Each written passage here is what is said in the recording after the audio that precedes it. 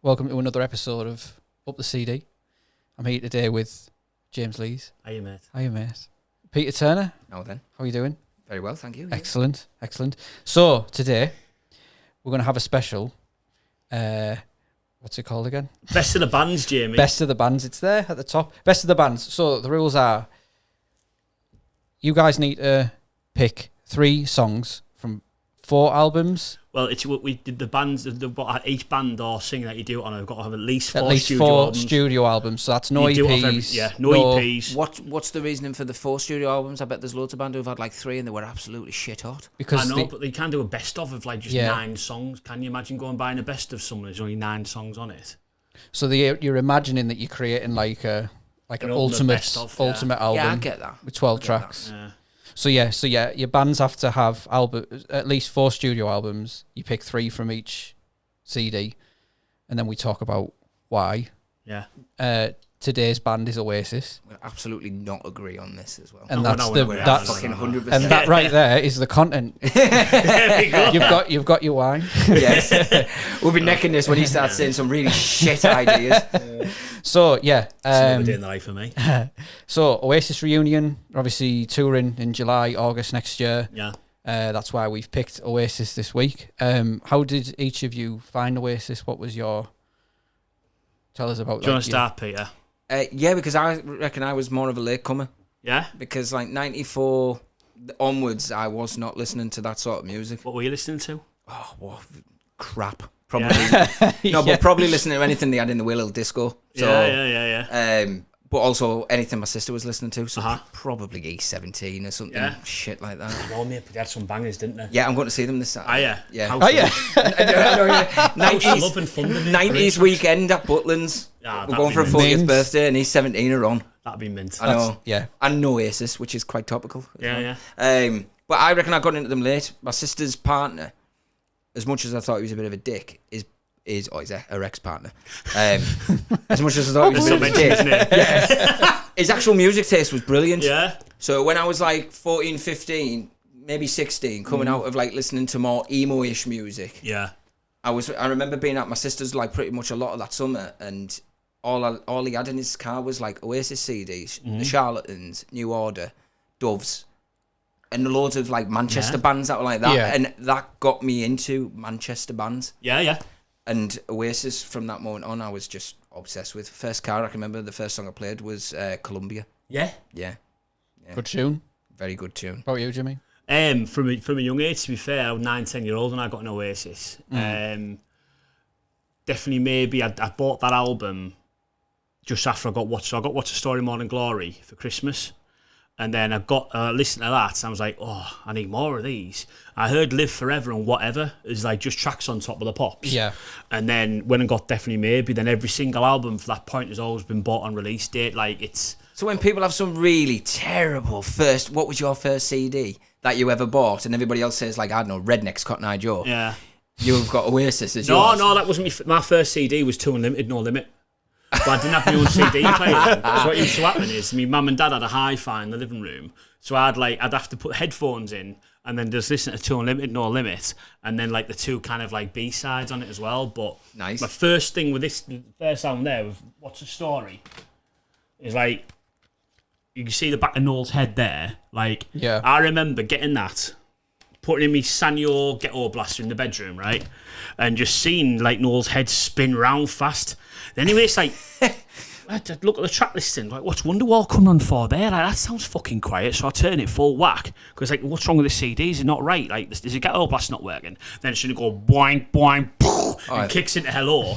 Next thing, my mum and dad are downstairs, like shouting because I've got this ghetto blast. We live in this up 2 down in Lazenby, like terrace house, or like the probably heard you in ICI. Oh, mate, the whole Lazenby could hear us, and then like shit yourself, turn it down, and like that's Oasis just my band. They always have been, always will be. Like them coming back is like I was quite cynic about it. So like I was like, oh, it'd be good to come back, but like I don't think it'd be for the right reasons. I don't think it has to happen. We said, didn't we, that it might ruin the legacy? Yeah, absolutely. No, but in what way? They're not releasing any music as far as we know. So how will it ruin the legacy? It's sort of the way I compared it was like the whole Stone Roses thing. So like well, like, no, so my godson's got tickets to go see Oasis. He was 2 when they broke up, but he loves Oasis. So, like, this younger generation get to see them.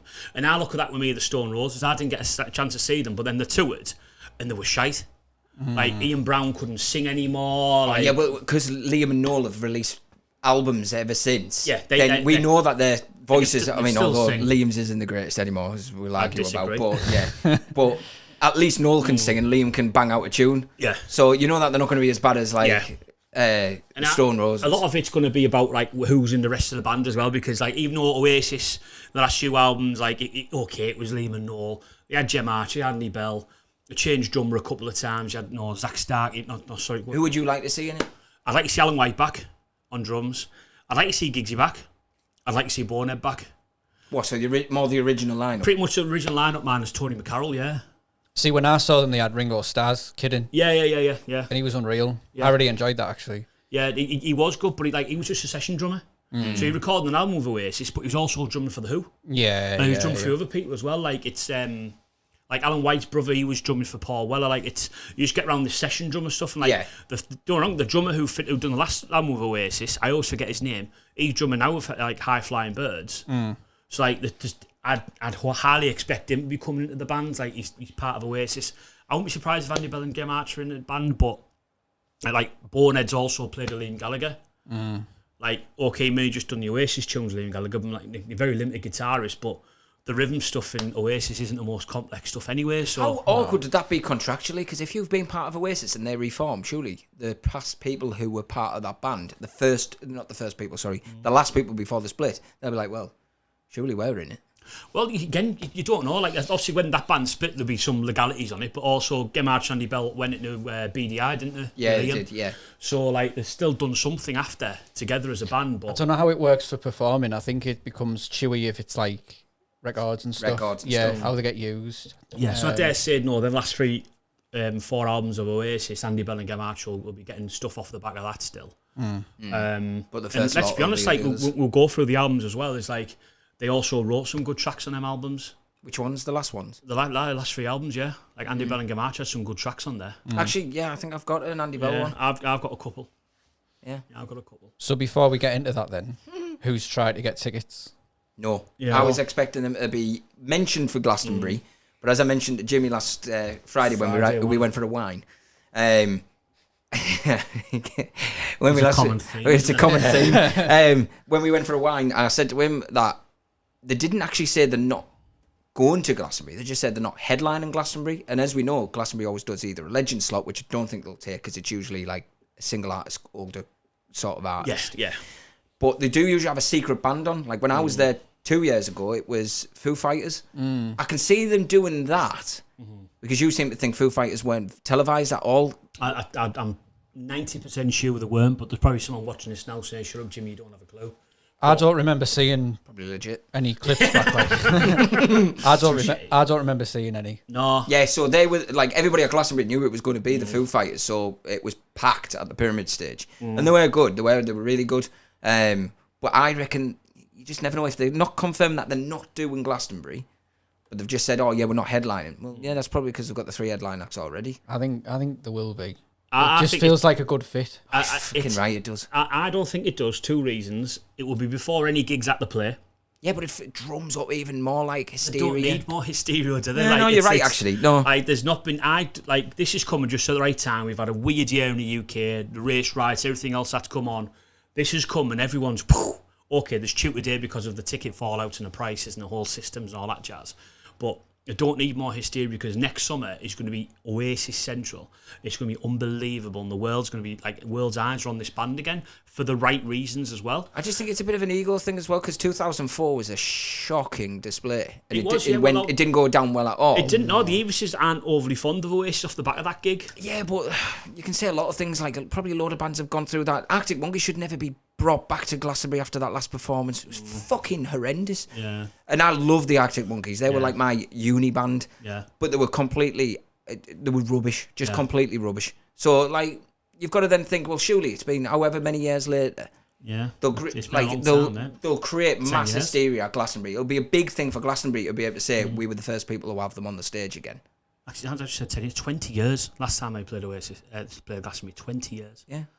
Fuck. I think it's it's good, and I think what you're saying makes sense. It doesn't make sense for them to confirm this because because they'll get less ticket sales on the tour. Well, yeah, not only that, like Glastonbury probably doesn't want they already. I mean, Glastonbury tickets sell out in like 4 They don't announce the lineup, do they? No, they don't announce the lineup. They only announce a couple of people at the start, and then it's not till April when they start announcing loads. So I'm hoping, because we're going for Glastonbury tickets next year, I'm hoping that they're at Glasgow. So I love it. One quick, like rapid fire question for each of you, because my answer's no. Sorry. I saw on the news that someone had paid 400 quid for a ticket, and they didn't really seem that fazed by it. They had a little whinge, but they still paid for it. And would you pay £400 to see Oasis? So, I nearly did on Saturday. Did you? So I was cute. I got logged on 8 o'clock, and then I was all signed into Ticketmaster and that, and it got to 9 o'clock. And me page just went 503. Fuck yeah. Yeah. And I kept trying and sign me out the account. I just kept trying to past 2, and I thought, you know what? Sign off now. Watch the Borough match whilst that was all happening. I'm gonna have to get out of the house. I've not left the house all day. And we got back home, put the computer on, got in the queue for the date I wanted at Wembley. So you said this was rapid. I know, but I don't do short answers. Got in the queue for the gig I wanted. For yes or no. It was like there was like a 10,000 people in the queue. It just kept dropping and dropping. I thought, oh, hang on a second, this is either sold out or I've got a chance here, because it still said there was dates available and that. Got through, and the only ticket available was like this. They called it VIP, but it was no VIP by any stretch of imagination. It was standing. You got access to a pre-gig party, and it was 400 and some quid per ticket. And I thought, fuck that, I ain't doing that. Clicked off. As soon as I clicked off, I went, Dragon, I've fucked up here. I'd absolutely pay that now. Why am I not doing that?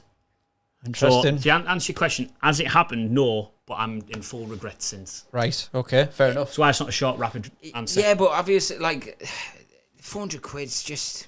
I know, mate, but no, it's only money. Can't buy memories. No, you can't. No, right. That's fair enough. See, I wouldn't, because, like, I'm kind of going back to something you said earlier on, which was when we were on about it kind of ruins the legacy. Like, are they going to come back? Are they not going to be as good? Like, I have an absolutely fantastic memory of like when I saw them in 2005, and I feel like that was like the time to do it, because I think that was like you say, it was like 20 years ago. So like I think that's the last time they had like a booming UK tour, when they brought out it was that album. Don't Believe the Truth. Yes, yeah. So I don't think I would go for that, mainly because I don't listen to them enough to warrant paying 400 quid, but I couldn't even pay £200, I don't think. No, don't wrong. I'll get a ticket there somehow on the resales, wherever it may well be. There's been some extortionate price on Twickets today. There's extortionate prices all the way through, because I didn't realise that, similar to like when you try and book airline tickets or anything like that. Change price because of the demand, the price goes up, which I think is ridiculous. And I didn't know that was a dynamic thing. Common thing. That's awful. That. Because of course it is like it doesn't matter if the demand goes up, just sell it at the same price that everybody else is getting. Yeah, exactly. That's ridiculous. Yeah, but apparently the threshold's defined by the band and their management as well. So. They're assisting with it. Yeah. I was a bit disappointed that like Oasis has been part of this decision as well, because I thought like everything Liam Gallagher said over the years of talking about Oasis getting back together was never about the money. It was about for the younger generation, giving the people what they want, etc. They don't need the money. They don't need it. So I was a bit disappointed. Or do they? Oh, well. Tinfoil hat. Is this the divorce conversation? Who's divorced Liam's? Knowles. Apparently. That's what they were saying. Yeah. He needs to fund his divorce. Didn't even know that. Where did you read that? I didn't either. I heard it from Q-Dog. Friend of ours. Yeah, he mentioned it. A few other people have mentioned it as well, to be fair. Like Jake the mod was on about it on Instagram. Hey, come on, it's a good way to fucking fund it though, isn't it? Make sure the divorce goes through as quickly as you can before your payments come in. By applying dynamic pricing. Right, well, onto that then. Let's start having a look at the CDs. Can I top up our wine before we do so? You can, yeah. Thanks, Pete. I'm getting dry mouth here. Yeah, me too. Shall we top it up a little bit more than what we would have 14 drops? If you wouldn't, please, friend, yeah. That'd be fantastic. There you go. 14 Drops aren't a podcast sponsor, by the way, but we're more than open to that. They're more than welcome to sponsor anything that we both do in the future. Did you hear that they did a crowdfunding thing to go? Yeah. And Lucy was in the draw and won £1,000 worth of wine. £1,000 worth of wine. Yeah, superb, that, isn't it? Oh, that's just gifts for everyone from the next year. Like, who's gifted that, mate? I'm making a lot. No, but like, I've got you a really nice bottle of wine. I'm not gifting it, I'm drinking it. I'm drinking a lot, mate. So what am I doing? Top down? Yeah, let's start from the top, mate. I've got them all in chronological order. Okay, so we're starting with Definitely Maybe. Yeah. For the camera. Yeah. I would like your top 3 songs, please, Mr. Turner. I think they're quite... I think every song on that album is brilliant enough to probably be in a lot of people's top 3s. I think it'll vary quite a lot between different people. But I'm just thinking of things that, with music, everything's always about sort of like either memories or just loving a song and falling in love with it, never stop playing it, all that kind of thing. So my top 3 are Standard, Cigarettes and Alcohol. Yeah. Slide Away. Yep. It's my best song on the album. Yeah, agreed. And Columbia. Yeah. I think Columbia's a very underrated track. I love it. Yeah, I think it's like Liam's vocals in it. Oh my God, unbelievable. Yeah. I think it is a good album. I think the whole of that album, though, is, if you listen back to it, the guitars in that album are brilliant. They lead, like, the singing's got its own melody, but then the guitars lead it in a completely different way. There's quite a few songs on that album that I absolutely love. I always, whenever I look at this album, I always think of Cigarettes and Alcohol, and it's for the intro.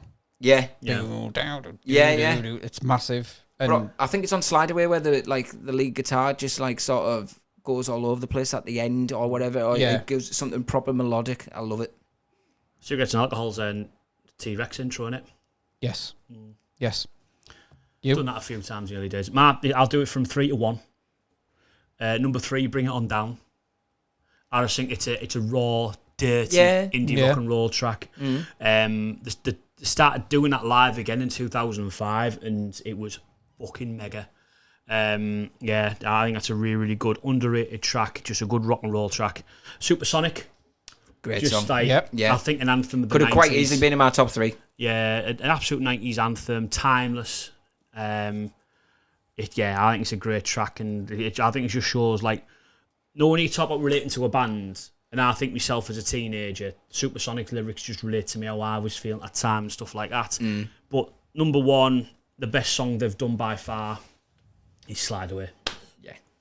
It's just an anthemic kind of like ballad sounding rock and roll track. Like, it's got everything I think that you need in like just a beautiful song that just eclipses everything that's great about the 90s, like the sounds of everything, like you say, that melodic kind of guitar at the end, like the intro guitar, like as it starts, like Noel was like, he could knock out an anthem there, like from every track in that album's an anthem. Yeah. Like everything got anthemic vibe about it. But yeah, Slide Away, I just think is a faultless track.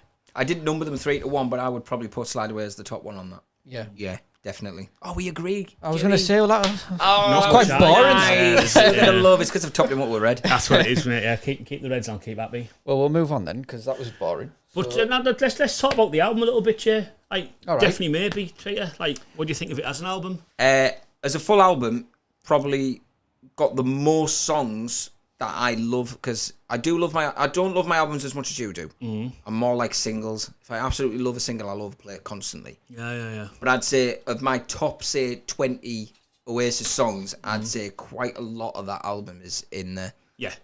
I think it is like Noel Gallagher. Like it's he's always said like he doesn't get why people buy What's a Story, Morning Glory, and not Definitely Maybe. Yeah. Like Definitely Maybe is his album. Like that's like he openly admit he peaked at that point, and like it's safe to say that. But like Joe Strummer once said, you get all your life to write your first album and a year to write your second. Yeah. And like they've done wrong. They've done all right. Come on, I mean the second album's still brilliant. All right. Yeah. But as a second album goes, where it's supposed to like be the more difficult one, it's not a bad one. No, but Definitely Maybe is I think just probably put them on, not put them on the back foot, but obviously it was so successful and it had so many good songs that the second album was always going to be more difficult. I think at the time it was the biggest selling debut album as well of all time. Well, it's just so different to anything that was around at the time, really, I would say. Yeah. Like, you know, you're talking about a lot of these like these anthems and in particular like the guitar stuff. Like, I think that's what made them unique as well. Yeah. Obviously Liam's voice is unique anyway. But I reckon that's what did it for them, if I'm honest, is that. But even songs like Shaker Maker never not many people talk about Shaker Maker. Yeah. They will talk about Slide Away and Supersonic and Live Forever and all those, but like Shaker Maker's brilliant. It is. It's a really good rock and roll. It is a really good rock and roll song.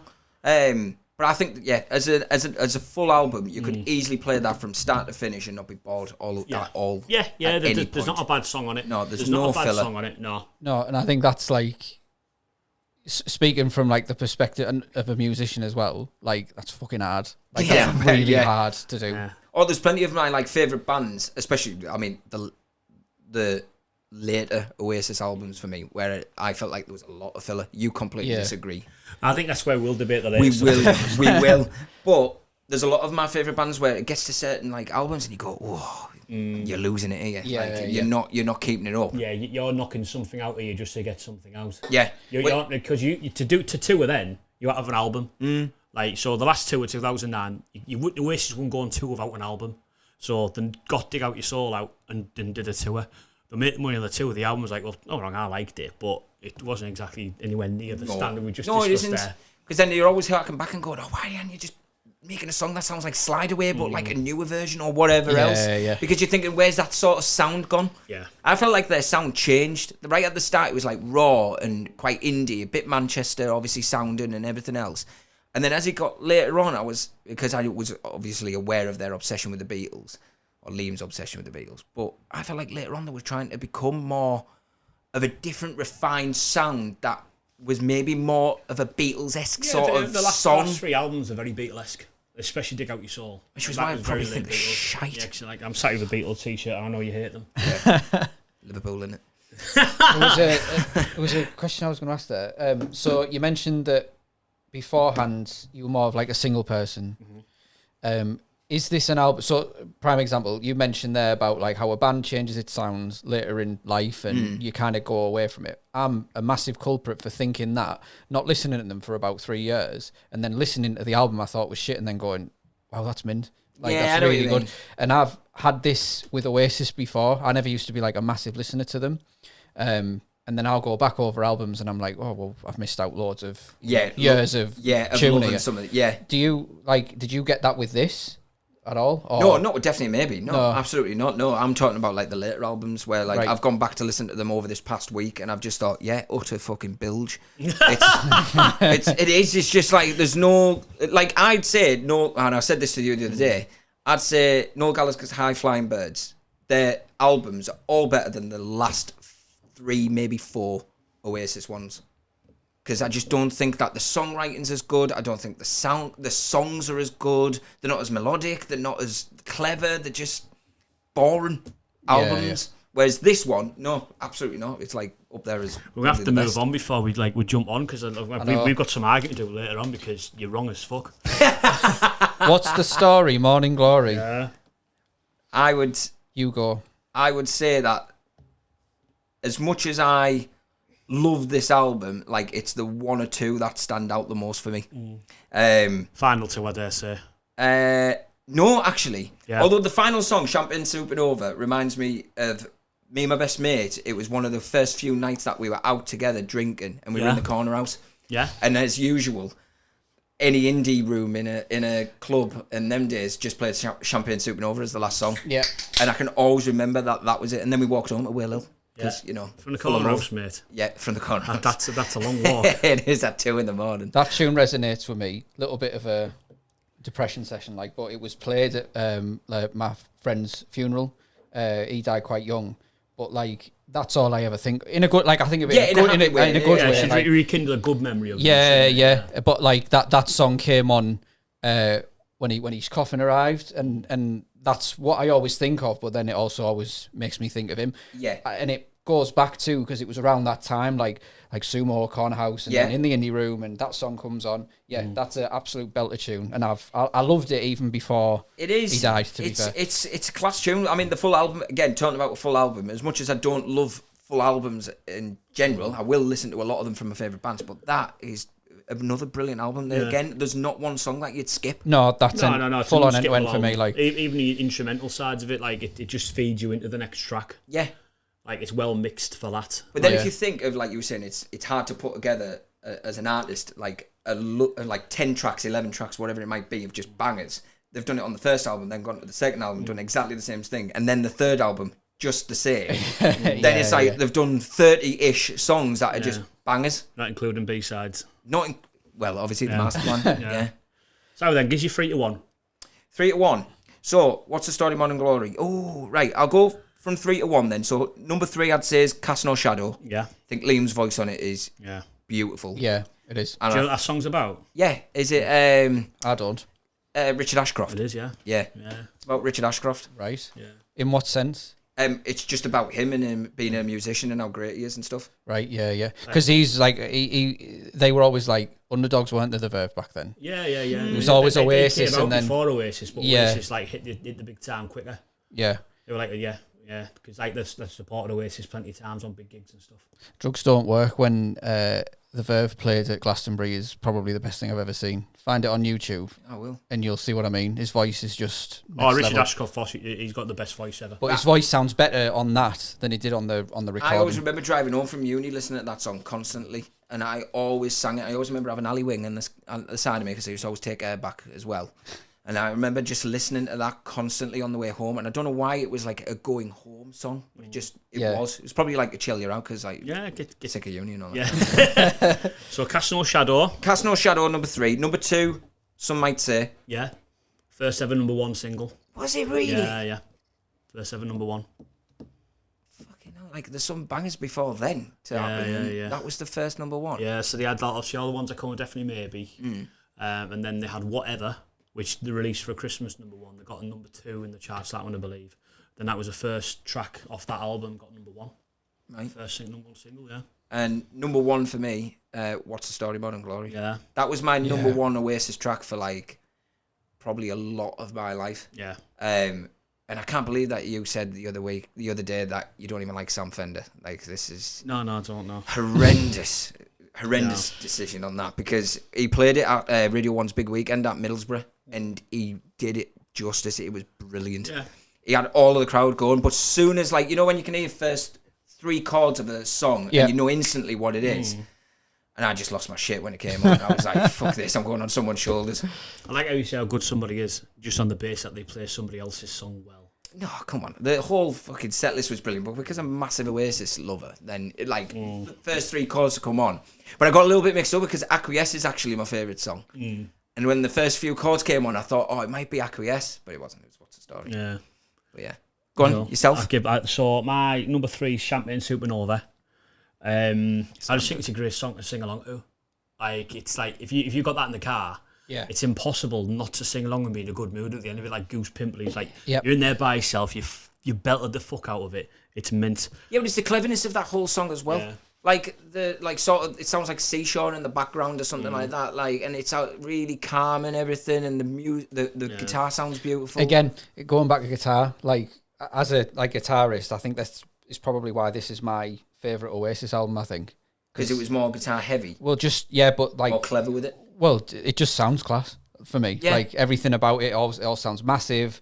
Like, that one in particular, I love the lead bit when it's coming in behind the C sound and all that. It's just so well put together for me. Yeah. I know you guys will probably disagree about it being the best, but I think, from a guitar perspective anyway, just that's what I resonate with. It's just massive. I think that's the best way to describe it, massive. It just sounds fucking huge. What's number 2 for you? Number 2 is What's the Story? Class. Yeah. It's just a fucking great anthem. And number 1 is Cast No Shadow. We were close on agreeing, but you know what? Cast No Shadow, I just think it's is nice. We thought it was going to be full of hatred. No, it will be later on. I'm interested. No one said roll with it. No, interested, like, do you know what I mean? Like, I think Roll With It was one of those, like, it was a basic song, a basic rock and roll song. Like, lyrically, it's a little bit, like, musically, it's a bit there.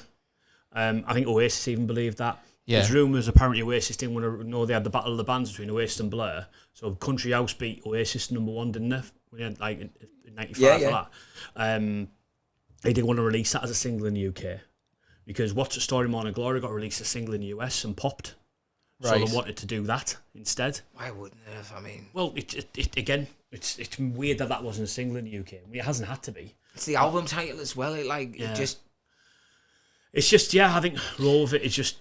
Well, it's very poppy, innit, really? Like, I don't mind a good pop song. No, but I think going back to what you're saying about why is it released in the UK, like, the UK charts just seem to love a hook, and for me, like it is got a hook. Song, mate, yeah. It's probably boring to play, and it probably does their heads in if they like That's back the thing, then when they had to play it. But it was still better than a lot of the last few albums. Yeah. So therefore, like, it wasn't that bad of a song. It's just because it's surrounded by absolute brilliant songs. It is. I'd say their most Britpop sounding track. Yeah. I think like the whole Britpop era and what the songs sound like, that was it. Yeah. Like, it sounds very Cast-like. It sounds very Charlotte. Yeah. Do you know what I mean? Like, it's the closest song to a Blur song that they probably released. As soon as you said that, it is actually, isn't it? Yeah, but if you look at the other songs on that album that we haven't even mentioned, so like Wonderwall.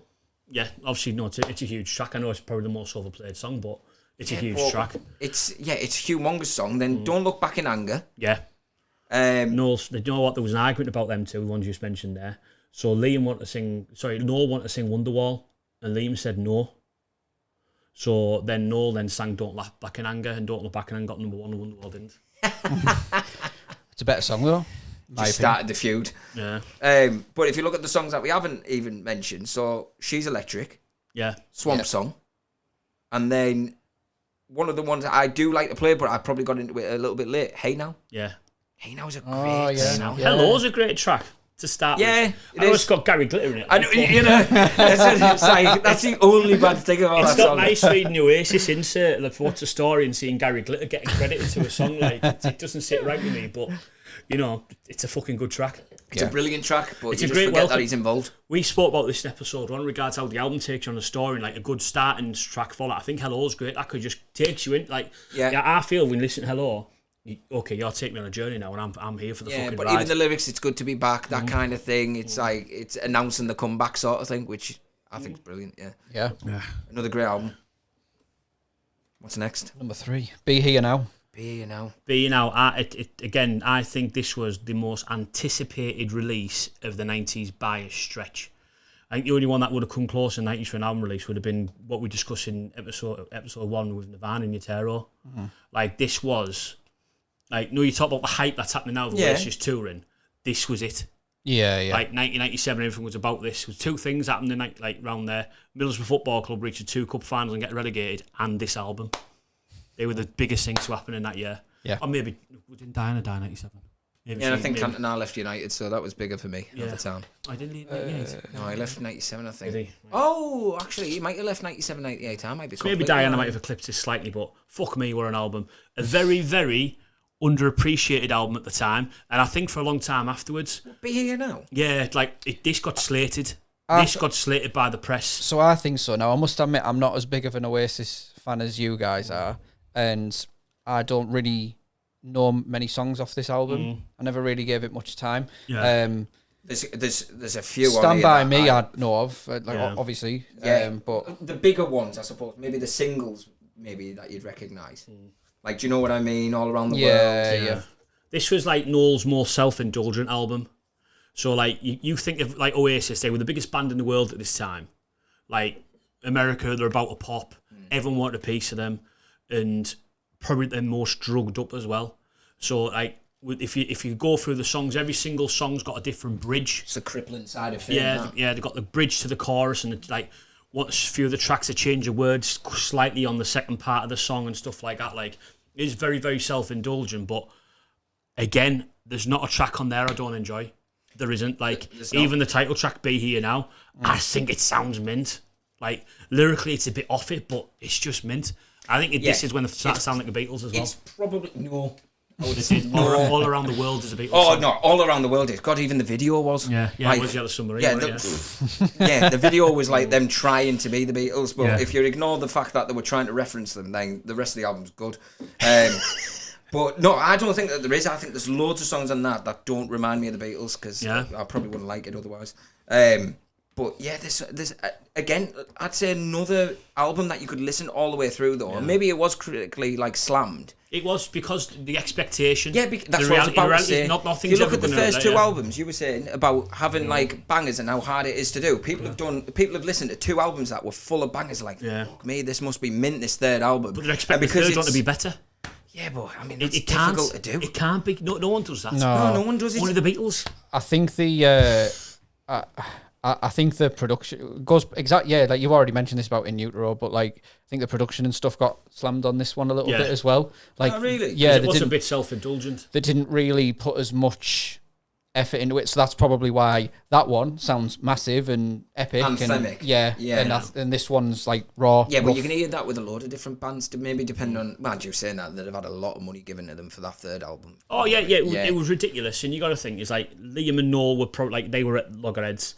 This is the last album with Bonehead and Giggsy in it. So like it was just one of them albums. I think like, they just hit a certain level, and like. They weren't recording together all the time. Like, they're going and doing separate sessions. Like, the amount of drugs they were taking at this point was crazy. Well, that's what people said. I've just brought a Reddit thread up there as well about like why the mixing was bad, and quite a lot of people are saying like they were just absolutely off the reds. Yeah, but if you then think, and no doubt the producer was as well. Yeah, but some of the actual songs, like the lyrics in them, they're not as nonsensical as what like Foo Fighters fucking album songs are. No, very true, yeah. Some of the shit that they pull out and ends up being a massive hit because it just sounds anthemic, but you listen to the lyrics and Chili it's like, Peppers are the same, fuck is he going on? Any Chili Peppers song. Yeah, any Chili Peppers song. Like Zephyr song, brilliant song, but what the fuck? What you going on about, mate? Yeah. But if you look at all of those songs on there, I could probably listen to every single one of them again. That's why I think it's another brilliant album. Did this come after the master plan? No. Or did it come before then? This came before. Right. Okay. This came before, mate. Right. Do you reckon that they followed up with the master plan because it was like a collection of B-sides that they know everybody would love? And like if this was panned, they're like, oh yeah, but we still got all these that were fucking made. Well, they were breaking up at the time. Right. So obviously the two members had left Oasis like pretty much not long after this. Like, so the two would be here now, and then It's got a good memory, Andy. He has. So like they had to release no master plan there to get something out. Right. But weirdly, again, we can't review it really tonight, but it's a fucking beautiful thing. Yeah, give us your 3 to 1. I don't know why we're not reviewing the master plan. It's because still it's not an album, is it? Not a studio album. It's not in the rules. Rules are rules, Peter. You know what? You make the rules. I have to abide. Right. Okay. So number 3, The Girl in the Dirty Shirt. Oh, I love that you chose that. Love that song. And I've had it on loads lately. Even in the van today, we were driving to a job, and I was like, right, we're having this on quite loud. Number 2, It's Getting Better, Man. Yes. Yeah, that is a banger. Thank you. Wonderful track. Well, like, this is the thing. Like, them two are brilliant songs. Maybe might not have got on the other 2 albums, but it's still fucking good. Yeah. And then number 1 is I Hope I Think I Know. Oh, wow. Yeah. I like every single one of them choices. Hope I Think I Know had a bit of a sort of resonance with me when I came out. And I don't know why. It was one of the songs that maybe I only got into at that point, but it was a song that was just constantly on my iPod probably at that point. So I Hope I Think I Know always reminds me of that period. Yeah. Along with probably about 6 other songs. Yeah. But yeah, that one. That's class, that. Yeah. Honestly, I love it. I love that song. There was another one that might be on the album. I'll have to find it. You head through yours and I'll mention it. Let me find out what it was. Right, so my 3 to 1 is It's Getting Better, Man. Yeah. Yep. I think it's at the end of the album, I think it's a really, really good track. I think it's one of those ones I think you weren't expecting it to just come in at the end, and it was really, really good. Just like a good rock and roll track. But it sounds typical Oasis. Yeah, it does, yeah. It's very much It's not Oasis. like they're trying anything different. It's just like another brilliant anthemic track. A little bit self-indulgent. I've mentioned a few, but like still good. I'm going to now listen through to this album. I'm going to think, fuck yeah, he was right. Yeah. Well, I'm going to play it. No, he was completely wrong, as usual. No, listen, because the bridge to every chorus, and he flips the lyrics from like beginning to the end. Like, so your bridge will be separate words. You'll go future tense, past tense, and stuff like that and stuff. Number 2 is Don't Go Away. I think it's a beautiful sounding track, and you can see as I've got older, things have mellowed. You look at the tracks I've chosen and stuff like Cast No Shadow, Slide Away, Don't Go Away. But the best one is Fading Out. Fading Out is a very, very good song. Like, I can't argue with you because they all have another load of brilliant songs, 12 great songs. But I wouldn't have thought you would have said that. Fading Out is like, I think it's the most anthemic track off that one. I think Fading Out is a track that Kasabian always wanted to try and release but couldn't. Because Kasabian was one of those kind of anthem bands who want to bring something out like that. Like, some lyrics that just don't make too much sense. Like, you don't relate to it lyrically, but it just pulls you in. Yeah. His vote was unbelievable. Special guest appearance on the song Mr. Johnny Depp. Yeah. Johnny Depp's on that. See, this has been a fan of the music and not a fan of the actual band, whereas he's like fucking super fan. I didn't realise. Every little bit. I didn't realise he was on there. Yeah. No. At which point in the song? Do you know which part? I think he plays like a bit of slide on it or something. Oh, so he's playing. He doesn't sing her out. No, he doesn't sing. Mate. Right. No, okay. No. I think he has guitar on it, mate. Yeah. Might say any. Yeah. Good.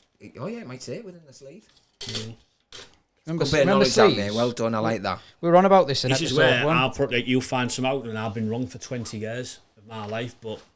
This is like where the commentators, like the co-commentators, just focusing on like just talking a little bit about the main commentator, and then the co-commentator comes in with just a few nuggets of information. Yeah. Do you know what's going to happen now? I'm probably wrong about this now. Now I doubt myself. It doesn't say it on and there. Then what's going to happen is someone's going to comment saying, by the way, the amount of shit that fat lad's saying here, he's not got anything right yet. But Fading Out was my favourite track on there. It's like if Kasabian could have wrote a song and released it. I don't think it sounds that Kasabian-like. No, if you think of what Clubfoot sounded like in the first Clubfoot album. is a most Clubfoot and LSF is what Fading Out sounds like. They try. Oh yeah, it does, mate. Absolutely does. I disagree on that, but looking back through the rest of the album, Girl in a Dirty Shirt we mentioned. I think I know. Stand By Me. That was probably one of the biggest songs on the album. Do You Know What I Mean? Brilliant. Great single. And then My Big Mouth's brilliant. Magic Pie, not that much of a fan of. Yeah, it's Steve Cole mentioned that as his favourite. Did he? Oh, did he? Yeah. I think I really need to listen to this album again to reappreciate this. I think we've now figured 3 new albums for you to listen to. This will be that like 10-year thing I'm on about, and I'll be coming to you and I'll be like, lads, that album. Do you know what I mean? It's brilliant though. Johnny, all 7 minutes 42 of it. Like that'll get you right into that album. Right, I'll put it on the train tomorrow. Do it. Fade Away. He did play in Fade Away. Fading Out. Fading Out. Yeah. Who did? Fading Out. Johnny Depp. Oh, fucking gay. Hats off to you. Knowledge, mate. Tip of the hat. Fucking knowledge. Tip of the hat. You can see I've been a bit of an addict with these, haven't you, now, for like last 20 years. Well, 20 yeah, plus but years even like my life. favourite band in the world, White Lies, I wouldn't be able to like spiel off like word, like knowledge like this. It's because they haven't really done anything of note, have they? Oh, yeah. Do you know what? I listened to one of their tracks today. I don't mind what White Lies. White Lies are brilliant. I'll not have anything I bad to say I know about you them. love them. I've named my company after them. So I won't have anything bad to say. But even them has been my favourite band. I don't know all the ins and outs and fucking who might have played guest appearance on whatever. I know, mate, but Oasis has been my obsession alongside Middlesbrough Football Club. Like that's all I had. That's all I had. That's all I had. Peter. So we had in Listen. Told you he's the talent. A few tins of beans, a slice of toast, and Oasis. Tins of beans? What? A tin of beans, Peter. Tin of pint of milk on the doorstep, and that's all I got to look forward to on a Friday. That I stole on my paper round. Yeah. So one more. Well, it's going to be a special mention to the aforementioned Master Plan, which is there. We have to give Master Plan a mention. I know it's not going to maybe go in our. It can't go on the disc that we're making, our playlist that we're making, but the Master Plan is just full of them. It is. It's my top 2 Oasis songs are on that album. Go on. So I'd say on that album, number 3 is Stay Young. Yeah. That was the other one I was looking for earlier on. Number 2 is Listen Up. Yeah. And number 1 is Acquiesce. Yeah. I think Acquiesce will be a lot of people's like favourite tracks, and like you're hoping because that's the most like song where Liam and Noel do a duet. Like that's the most well-known one. You'd like to think when you open up next year, the first track will be Acquiesce, yeah, and that'll just take you in right. You fucking got it. Was Familiar to Millions the album that they did at Wembley? Yeah. So I somehow probably saw that on Box TV or MTV or something. Yeah. On NTL TV. World, fucking or Comcast. The Box. Yeah, or the Box. That was it. And I remember seeing Acquiesce, and that's when I first ever heard it. So Acquiesce won't have been off Familiar to Millions, mate. Or did you watch the gig? No, I watched. It was on the gig, and then I watched them play it. And I was like, I fucking love this song. Yeah. And then it was until later till I figured out when on what album it was on. Yeah. But it's worse when you go onto Spotify. Spotify has remastered and deluxe versions of albums. So you go onto it and it shows you like Acquiesce will be on Definitely Maybe, but it'll be on disc 2 or something like that. Yeah. And you'll be like, oh, hang on, it's not on that fucking album. I know it's fine. Well, it's not. Yeah. So then you don't realise it's not until the Master Plan gets released properly. I think it was released as a single in the US as well. Was it? I think so. There was a music video, the release for it. Was it only B-side to Cigarettes and Alcohol? Yeah. I think it was, mate. It'll say actually in there somewhere. I think it was Cigarettes and Alcohol. But it's when they've done the Be Here Now tour, they'd done a video recording for it when they played the US, and I'm fairly sure the release is a single in the US. The US seem to get the better singles for some reason. But then you see how like late I got into like certain songs, because it wasn't until like year 2000 that I actually heard that. Yeah. But then that became my obsession, and that was the only when I used to try and play guitar, and I mean try as like gave up. There's only one guitarist here, it's Jamie. There is, but that was the only song that I could play. Yeah. Yeah, not a bad track to play. Yeah, but it was easy. I mean, it was like I can't about find 5 that, chords. what you were saying there. I think about it says B-side or something inside. Pass it to you, I'll find it for you. My favourite song on here is Talk Tonight. Talk Tonight's brilliant. Yeah. Acquiesce was the A side was Some Might Say. Ah. Yeah. Talk Tonight was a song I serenaded my now wife to. Oh. Lucky bitch. 2002. Been to my friend's dad's funeral. Had a bit of drink. Went home, got my guitar, of which I couldn't play. What is it with Oasis and funerals? I know. It just brings people together. It just done it. Maybe that should be like their strapline for the next tour. Oh great! Bringing people together at funerals. Love that. Yeah. But yeah, rocked up my guitar, started playing it, couldn't play it, and then she ended up saying and it was our wedding song, our first dance. Very sweet. We got the lyrics up in the house when you come in as well. Talk Tonight's a beautiful song. It's a beautiful song. He sang it about some woman who looked after him, didn't he? I think he was in Germany at the time, maybe. I can't remember, but. What the hell was he going through in his life at that point? I think he was touring and like he needed somewhere to stay and what have you. And, like, yeah, it's like he was. I think he was like, I don't know if he had an affair with this woman or what, but yeah, it's about some woman that looked after him and he never spoke to her ever again. Well, yeah, wrote a song for her. Wrote a song for her, yeah. Well, I'm sure she'd fucking figure out that it was her. Yeah. But it's a very like user recording artist like appreciates how he's got the scratch. We've had these two honestly. Cut that out. We've had 2 flies in this fucking office for the last week, and all they do is try and shag each other. And I'm not even fucking joking. Honestly, they keep on flying about constantly like this, and then when they land, one of them's trying to hump the other, and then they fuck off again. And now they're buzzing about us. Something in the air. Some candles. It's them candles, yeah. Boudoir rose. Well, they might be that smelling that, or they might be just full of round shit. All round shit. So yeah, it is a great album, but I understand it's a beautiful album. We can't include it, but like, how many other bands could release an album of B-sides and it'd be fondly remembered by all fans? And like, there's even B-sides that aren't on there, such as Step Out and stuff. Like, they went about for millions. I played that at Wembley that year, and it was mint. Like, just a great track. Like, it sounds like a bit more of a dad rock track. I think how it sounds like. That was a B-side to Don't Look Back in Anger, I think. But yeah, really good track. Right, well, that's all we've got time for now. Oh, look, the wine's magically topped up. Hey, beautiful. You've topped me up a hell of a lot more than you. I know. I'm trying to get you drunk, Peter. Don't forget, I know your wife. Join us next week when we go through the rest of the stack of CDs and find out Jimmy and... I need to forget your name there. Pete. Yeah, thanks. Pete.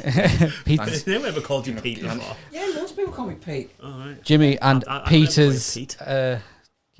ultimate tracks. Yeah. Bye. Bye.